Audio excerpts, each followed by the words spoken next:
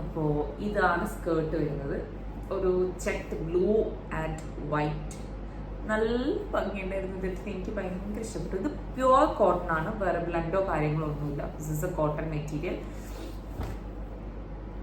And ഇതിൻ്റെ കൂടെ ഞാൻ പിക്ചറിൽ ഇതേ സെയിം ചെക്സ് വരുന്ന ഒരു ഹെഡ് ബാൻഡ് കണ്ടിട്ടുണ്ടായിരുന്നു. പക്ഷേ അത് ഫോട്ടോയിൽ മാത്രമേ ഉണ്ടായിരുന്നുള്ളൂ, എനിക്ക് കിട്ടിയിട്ടില്ല സാധനം.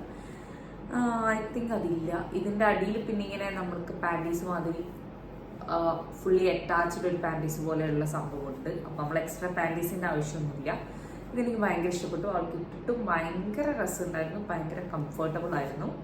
ആൻഡ് അതിൻ്റെ ടോപ്പ് വരുന്നത് ഇത് ആക്ച്വലി ഒരു ക്രോപ്പ് ടോപ്പ് പോലെയാണ് കേട്ടോ, അങ്ങനെ ഫുള്ളായിട്ട് ഇങ്ങനെ നിൽക്കുന്നൊന്നുമല്ല. ഇതാണ് ടോപ്പ്.